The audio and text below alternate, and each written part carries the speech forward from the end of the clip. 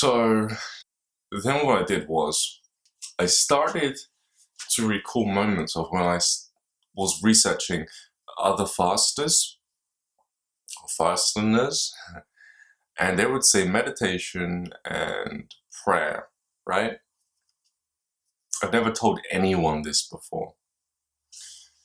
Matter of fact, anyone as of late.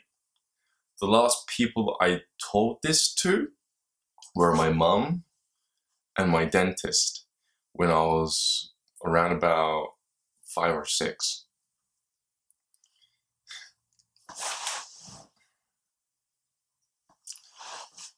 When I was a child, I got introduced to vampire movies for the first time. And I loved the fact that they had these sharp teeth, right? I didn't have sharp teeth like that. And my friend Kyle did. So I always wanted his teeth. Now back then I was going through the stage where my teeth were falling out and I was getting my adult sets. And most of my adult sets came through, if not all of them.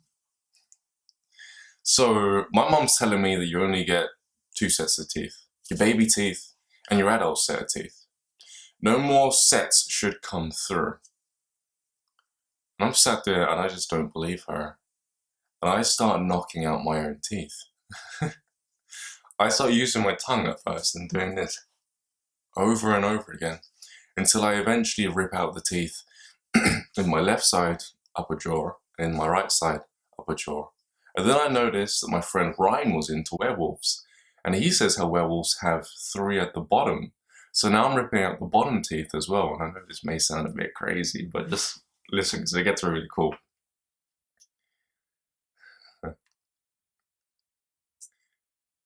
After praying, because the adults, the way that they got what they wanted was they prayed to this thing that they called God, which I didn't understand at the time.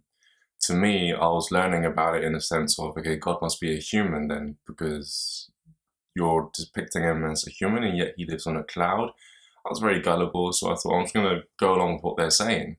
And I started praying to God, right, for these vampire teeth with these gaps in my mouth. Not long after, I started feeling pain in my mouth, and my first canine came through. Okay? My first one, okay? This bad boy right here. And then I kept praying, and then this one came through. Okay? But then I watched another vampire movie where the vampires didn't just have teeth here, they had them here as well. So I knocked out these teeth, the second pair, the so-called adult pair. And then I knocked out this one, and then I got 4, right? And don't forget about the bottom, the werewolf. I knocked out my bottom teeth, and I got these 2 canines. And then I knocked out the ones next to it just to match. Then I got these 2 canines. And then I knocked out the ones just behind those 2. Kept praying, and then these came through here. Okay? Right there. So I got 3 there, 3 there. And you can see the 2 up there, the 4. That is how I cracked my tooth open. Stupid story. There was a stone in a bag of nuts that I had.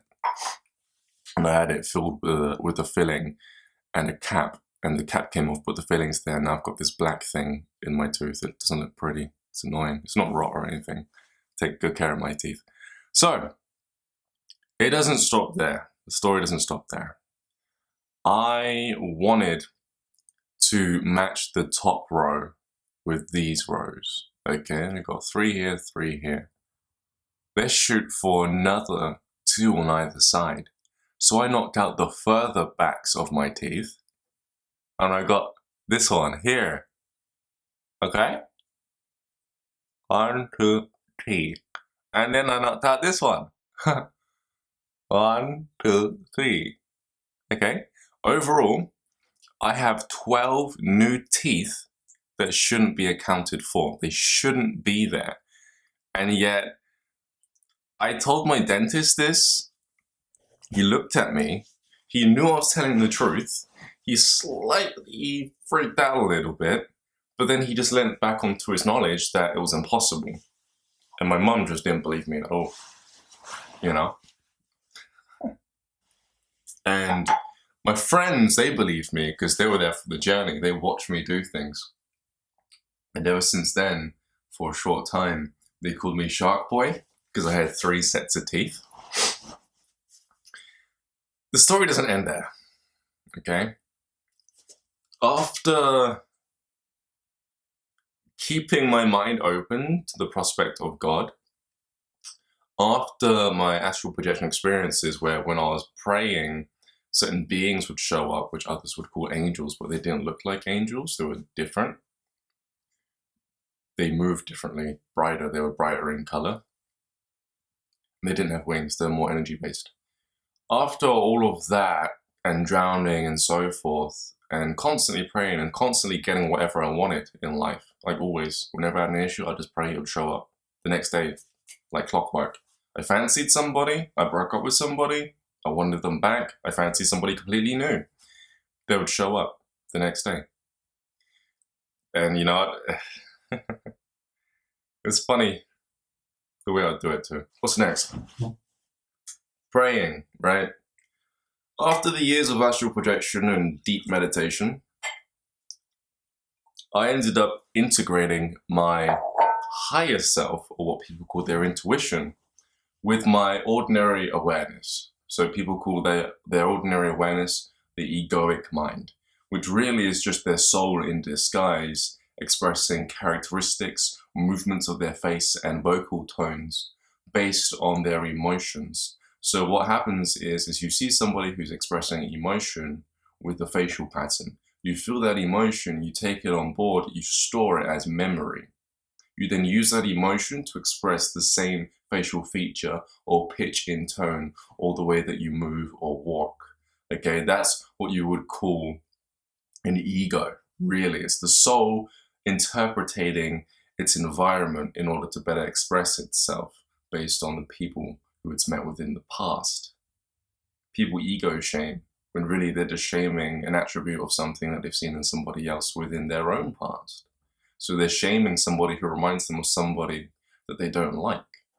Ego shaming is a big problem in the spiritual community because the thing is you need an ego, otherwise you can't communicate. I literally orchestrate and create my own ego to communicate to you. I'm just expressing emotion that I enjoy. I'm sharing something, part of my past, when I speak to you, okay? After integrating with everything,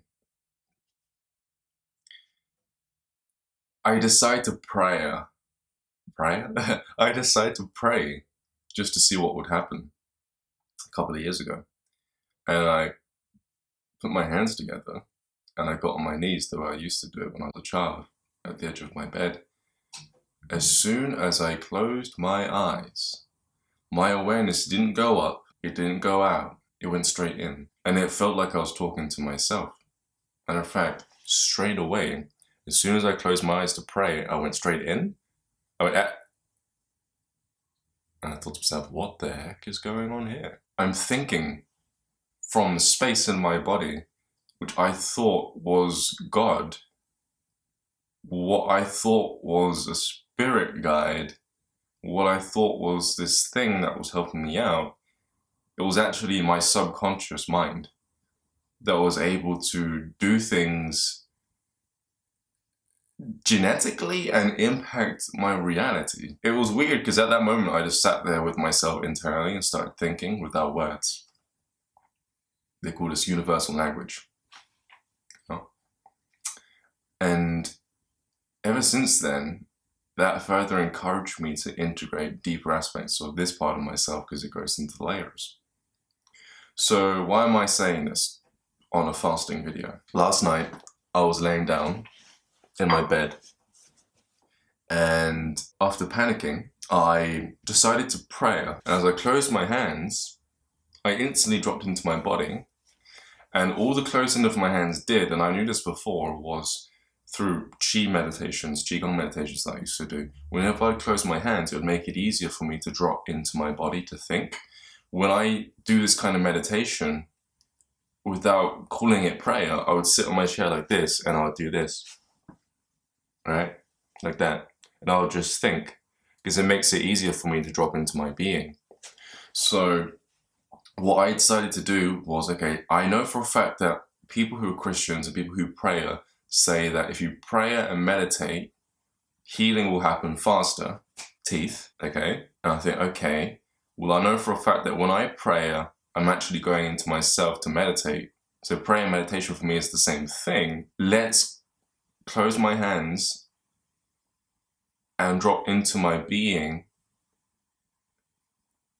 and breathe with the intent to just notice these little things, like how my reality is actually always fine.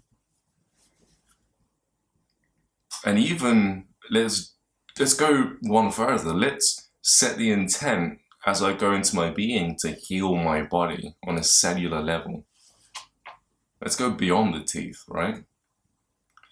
And I'm like this, and all of a sudden, I feel my body feel so pure and clean and healthy in literally like 2 minutes or less. And my heart rate goes way down.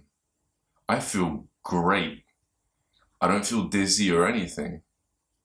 And I'm sat there and I'm noticing the fact that a part of me somewhere wants to watch something on TV to distract myself from a reality that I thought was terrible. But then I thought to myself, wait a second, let's check to see if it's terrible. I listened. My reality was quiet. It was serene. It was heaven-like. No one was around. The air was clean and I was happy. I was literally in heaven. And as I was laying there in my reality, just loving it, I constantly kept reassuring myself that this reality right now that I'm experiencing is better than any movie, any anime, any discussion, writing, making videos, anything that I thought gave me a sense of life. My reality as it actually is today far outweighs what I thought those things were giving me. And all I had to do was really knowingly weigh the emotional content up, because I could remember how these things made me feel. And when I weighed that next to how I was feeling in this blissful state, it didn't compare. And then and only then was my body completely fine with not eating or drinking. Not only that, but usually when people dry fast or water fast, their throat dries up. They keep swallowing like that, right? Over and over again. My awareness was completely taken out of my throat. It was like I didn't need to swallow anything. I didn't crave fluids. My lips, I didn't even feel them. Most people feel their lips being dry and it feels horrible, so they start licking their lips a lot, like that. I didn't. I felt completely okay as is. And from there on out, I thought if I could do this over and over again, if I want to fast because I don't want to eat, because I don't want to eat, guys, that was a part of the unconditioning. I gave myself reason not to want to eat. And I realized that I've never actually been hungry my entire life. It was always an emotional connection. It was always me feeling the lack of something, so I turned to food. Oh yeah, one other thing, guys. My mum and my sister and my nephews came over the other day. I hope this camera doesn't fail. I'm going to turn it off and start it up again, just in case.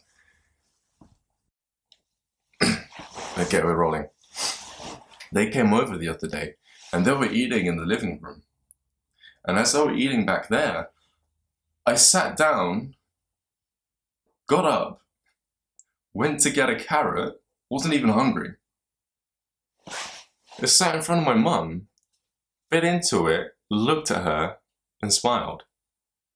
I was seeking recognition from my mum to acknowledge the fact that I too was eating because it was fun.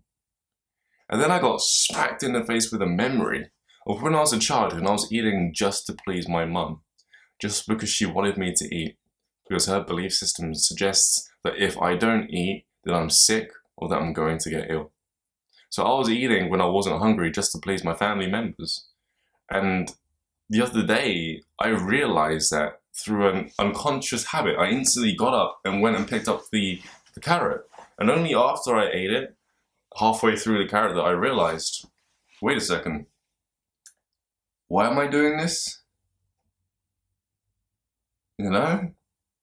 And at first I struggled to change my perception on it because I thought to myself, okay, well, if I don't have a reason to eat this carrot, then that means that she's going to be disappointed, and I felt upset. But how did I come up with that logic? How will I know that she was going to be disappointed? Because in the past she was. But now she's not going to. Because I'm an adult and I get to choose what I eat. She doesn't know when the last time it was that I ate. So if I didn't pick up the carrot, would she be disappointed? The answer was no. And that gave me permission to put the carrot down. My stomach, that tensing feeling, that feeling of, oh no, she's going to be upset, disappeared and it relaxed. As soon as my gut relaxes, I'm fine. Last night when I realized that I was in heaven, on earth, my own heaven, or yours even, because it's around you. It's a part of reality that you also share. It's not in my head. This is something I was looking outside of me. My body also started to regenerate. My intestines started to fire up. My mouth started to salivate. Not because I was hungry, but because it was naturally doing what it felt like it needed to do to clean its system. As soon as I noticed that everything was okay, as soon as I noticed that I was able to rest and be at peace, then my body decided to heal and to function properly. You know? And this morning, I woke up and I found myself going back into a fearful state because of my dream state. The dreams that I was having fear-based thoughts. They're minute fear-based thoughts, but they were there. They weren't nightmares or anything. They would be normal to most people. But for example, there was a bunch of Doritos in my bathroom, in my old house. And I wanted to eat one before my brothers went and got them. So that's a little bit of fear there, just in case they would disappear, right? The nachos, the Doritos. And I brought that back as I came here because I remembered the memory of the dream. And then I had to realize and do everything all over again, the fact that I'm not hungry. This body here doesn't like Doritos. Back then I used to, but back then I had a different set of taste buds. So I had to recondition myself from feeling fear, a little bit of fear this morning, to get rid of it. Because before that dream, I actually woke up at around about 6 o'clock in the morning and I was completely fine in that blissful state again. And it was only until I went to sleep and brought back memories from fear-based realities that I ended up adopting their karma in a way. Because karma is you put out what you're vibrating at. You experience your frequency, okay? So yeah, that's pretty much what I wanted to say for now. If I remember anything else that I figured out during these past couple of days, I'll let you know. I'm Ryan JC, Ryan James Cropper. This has been Your Potential, and I'll speak to you all pretty soon. Anything else? Yeah. Peace.